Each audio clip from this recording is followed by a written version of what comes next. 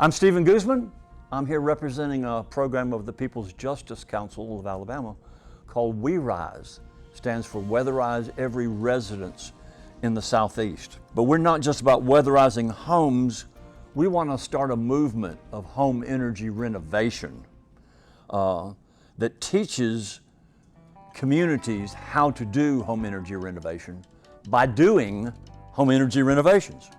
I wrote a top 10 list of the most cost-effective home energy improvements. I also went on to develop a 2-hour clinic where I was teaching you or do-it-yourselfers how you could do this for yourself. The home energy remodeling practice was from my personal business called Greenworks. I developed a 2-hour clinic where I teach you how to do it for yourself, or you can hire my crew to do it for you, which I called a home energy makeover. And that's basically all of the home energy upgrades that you could possibly do or reasonably do. As a package, I called that the home energy makeover. But there was lots of things along the way you could and should do, and many of them you could easily do for yourself. So this was my energy services menu, and it included an energy audit, but I chose not to call it an audit for reasons that will become clear to you if you hang out with me for very long. But I also don't like the term weatherization. I prefer the term home energy renovation. Home energy renovation is what everybody's calling weatherization,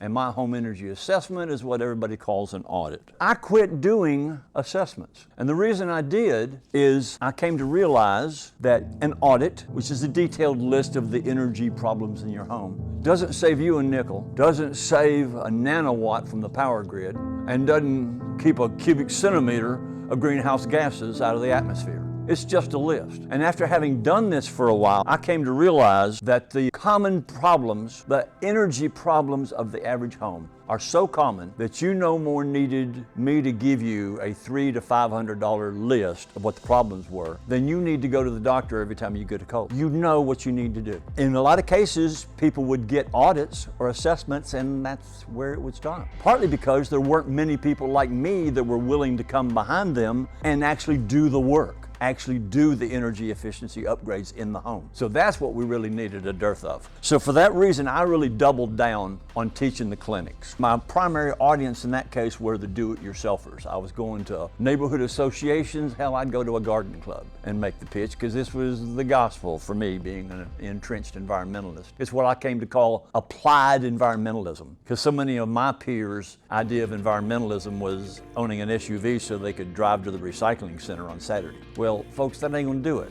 That's rearranging the deck chairs on the Titanic. We needed to do something much more substantive than that. And reducing the energy use of the average home is the low-hanging fruit. The average home is contributing 3 times the greenhouse gases to the atmosphere as the average car. 3 times. But all we hear about is cars. And if you upgrade to a more energy efficient car, you've made what? Maybe a 20, maybe a 40% reduction in the greenhouse gases of that car. If you do everything you could and should do to make the average home more energy efficient, it's like taking 3 cars off the highway. 3 times the greenhouse gases. I mean, the numbers are just compelling. Begs the question of why haven't you heard more about this? And the reason is the remedies that I'm going to suggest are labor intensive. They don't make anybody much profit. They pay the people to crawl around your house with tubes of caulk and cans of foam, but they don't make enough money to have an ad budget. So what you hear about, what tends to come down from the feds, is big ticket items for new appliances, for energy audits, which nice guys like me can come do an energy audit in your house and not even get dirty. That's not doing it. I rallied for a while under the banner of home energy makeovers, home energy clinics. I was saving the planet one home at a time. But I pretty soon got dismayed at the fact that I was only fixing one home at a time. So I really doubled down on the home energy clinics and actually started looking around for a sponsor of this program. I was going, I'm a program, I just need a sponsor. And I just couldn't find it. Finding an audience for the clinics and making a living wage out of it, that just proved to be too daunting. I spend a lot of my time just looking for the audience. These are folks that not only don't have $1,000 to spend, even if it'll save them $100 a month, they don't have the $1,000. And in some cases, they don't have $100 to spare to even buy all the caulk and foam. What we really need is a change of social norms. We need to get to the place where at the weekend barbecues, instead of bragging about how green your grass is, you're bragging about how cheap your energy bills are. So ultimately we're talking about social change. This is not at its root a technological problem. It's a social problem at its root. And you all in this room at one time or another have probably dealt with the fact that we're really in the business of social change. How do you create social change? Everybody thinks that you make your decisions based on peer influence, but I make my decisions based on rational science. We're all wrong. We all make our decisions based on social norms. It turns out that's the single biggest determinant of behavior. The most enduring strategy is what's called the snowball. That is, concentrate your resources on a small area of the social network, and once that peer influence gets going, it snowballs. How you get to the tipping point is you get enough people in a given network that are looking around and seeing other people in the network doing it, and then they just want to do it. They just one day decide that this is a good idea. So networks is key to the snowball strategy. And what's the most established networks in a given community? Churches. This was the missing piece of the puzzle that I said that the People's Justice Council brought to my previous efforts of starting something like this. Right? The People's Justice Council comes up with this idea of weatherize every residence in the Southeast. But our goal is to teach home energy renovation by doing home energy renovations with the goal of trying to establish self-supporting home energy renovation crews or home energy renovators in the communities. People who can continue to do this work after we and the grant money are gone. We're not just giving people fish, we're trying to teach them how to fish. So here's the basic science that's so compelling behind this, and this is the core of what is my home energy clinic, which is the beginning of our 2 to 3 day home energy workshops that we do. This was what I would go into a homeowner's. I would give an hour pitch of this to the homeowner to empower them to get up and do it for themselves.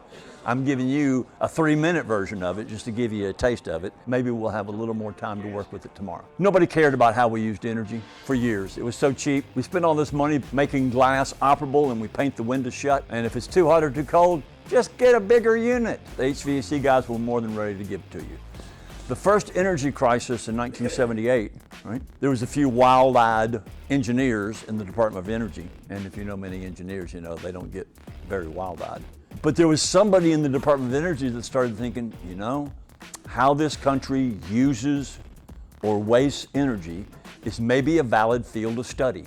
So in the 1980s, they started for the first time actually looking at how homes and buildings consumed energy. And part of it is it was starting to be the Wild West, is there was already starting to be claims about energy efficiency being made, but there was no yardstick to calibrate or validate those claims. So they started actually studying how homes and buildings used energy, and in particular residences, and the results were so dramatic they literally leapt off the page. Something you may come to appreciate in this 5 minutes, but if you give me my hour or 3-hour clinic, you'll know by heart, is that the ducts are actually part of the conditioned air of your home. They're practically the inside of the house. They're the inside of the ducts, but they're part of the conditioned space. Ducts leak, not a question about it. It's just a question about how much they leak. Prior to the whole energy efficient building code, green building movement, duct leakage of 10 to 15% was considered normal. And it wasn't unusual to find duct leakage of 20%. The duct leakage as of, this is all dated now back into the 80s, was 17% of the energy was being wasted out of the ducts. Another 28% was just good old-fashioned air leaks, just blowing conditioned air out through the cracks into the great outdoors.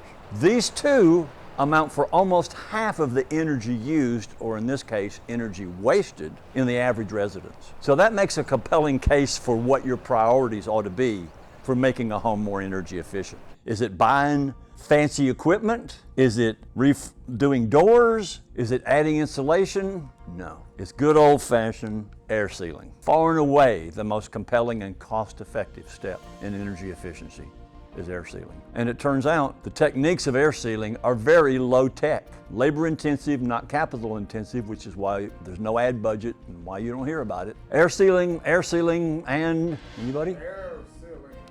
And because the ducts are actually part of your conditioned space, they're the first priority. And the reason they're the first priority is for this. Leaky ducts make houses suck. because they're usually located outside the building envelope, i.e. the building envelope is what separates the conditioned air from the great outdoors. Because the ductwork is often located outside the building envelope, conditioned air is what you spent money conditioning. So there's energy in that conditioned air and money. It's squandering conditioned air into unconditioned space, and if that weren't bad enough, it's leaving your house under a negative pressure. So in a great many homes, particularly in a little more northern climes, maybe down here you'd notice it in the summer, when you turn on the HVAC system, you can go to an outside outlet and you can feel the draft. It's more noticeable in the winter because the draft coming in is cold, but you can probably notice it in the summer too. That's common occurrence for a home that has HVAC system.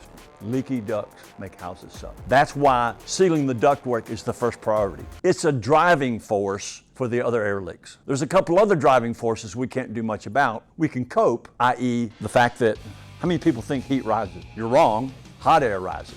Heat moves in all kinds of directions it possibly can, but hot air rises, that's called the stack effect. That's a driving force. We can't stop it, but we can cope with it. Another driving force is the wind effect. When you're in the house and there's a wind blowing and you feel a draft through that window that you're next to, it's a fact of physics that for every cubic centimeter of air that's coming in that window that you feel, there's a cubic centimeter leaving. And the old supply versus demand argument argues for the fact that your time and money is better spent stopping the demand, i.e. stopping the air that's leaving, than it is trying to stop the supply, i.e. the air that's coming in. But most HVAC folks never got this one. They don't have this as part of their curriculum. So the problem with a house that sucks, so what? Well, the biggest problem is where the makeup air is coming from. The makeup air that's coming in through leaky windows and doors, i.e. weatherization, is the least of your concerns, because that's at least fresh air. To the extent that you manage to get the building envelope well sealed and sufficiently insulated, you're going to be cracking those same doors and windows because you need fresh air. A house does not need to breathe, you do. Right? It's called ventilation. The V in ventilation has been wholly ignored since they coined the term back in the 50s. Because energy was so cheap, paint the windows shut and get a bigger unit. But we're starting to appreciate V now. One of the reasons why I don't like the term weatherization. Weather stripping doors and windows is so far down the priority list, it didn't make my top 10. And that wasn't my top 10, by the way. Everything I'm telling you and everything I learned and everything I was taught comes out of the public domain. So the other big concern is the makeup air is where the other places it's coming from, which is the walls, the crawl space, and the attic, places you don't want to be breathing. In addition to air leaks, squandering energy, and unnecessarily contributing greenhouse gases, they're making the homes unhealthy. So the number one priority for improving indoor air quality is our good old friend air sealing. Now, if you're calling your HVAC contractor, what's he going to say? He says, well, let me sell you a ventilation unit. Let me sell you a HEPA filter. He ain't going to say, plug the cracks, because that doesn't make him a dime. How convenient, huh? Two problems. Energy inefficiency and indoor air quality both have the same solution. Air sealing, and air sealing. We talked about ducts being the first priority for air sealing. How do you seal ducts? You don't use duct tape. It's in fact practically illegal. In that case, we're talking about home building codes. Of all the things in the world it's good for, ducts is not one of them. And that's why. The adhesive works for a few years, but all of that thermal change and all of that humidity change that goes through all the cycles on these metal ducts, the tape eventually gives up. It's not a permanent solution. What is a permanent solution to sealing ducts is quite possibly the best return on investment you will have in your life. It's called mastic or duct sealant. I suggest you just call it tub of goo.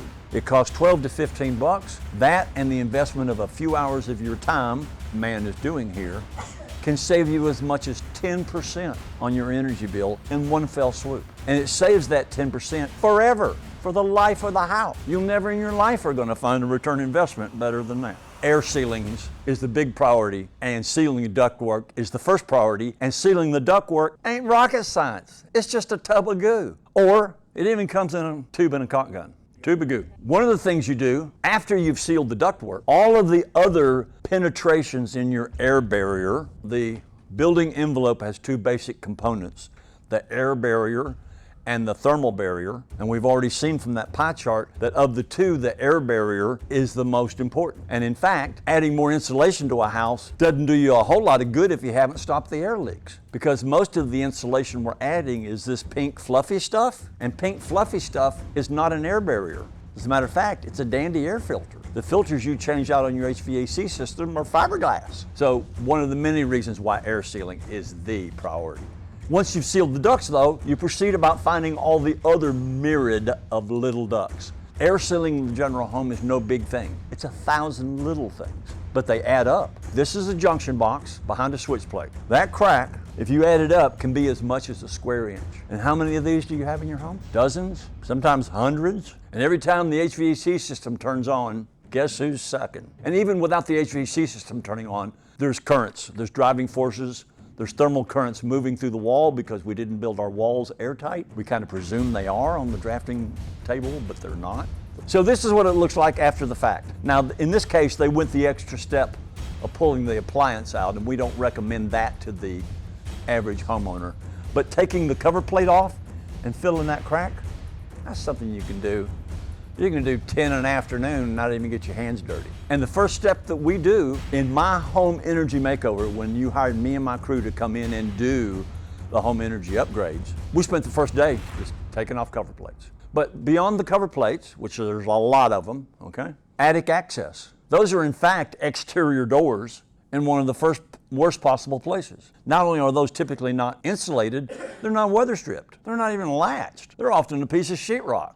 If you have a walk-in attic, this one's at least been done right. They treated it like an exterior door. It's got compressible weather stripping. It's got a latch that actually compresses the weather stripping. So putting weather stripping around this is a good step. Putting a latch, like just a screen door latch on that to actually pull it down and compress the weather stripping is even better. If you have an exterior door that can close with the flip of a wrist, you're not weather stripped. For weather stripping to work, there has to be some work done compressing the weather stripping material. Two main things I hope you take away from this. One is leaky ducts make houses suck, and you can fix it in an afternoon. If you've got limited resources and you want to create social change, which who doesn't, right? You're better off concentrating your resources on special places, i.e. redundancy. Hitting one area several times is better for long-term change than reach, than hitting a lot of places once. Thanks.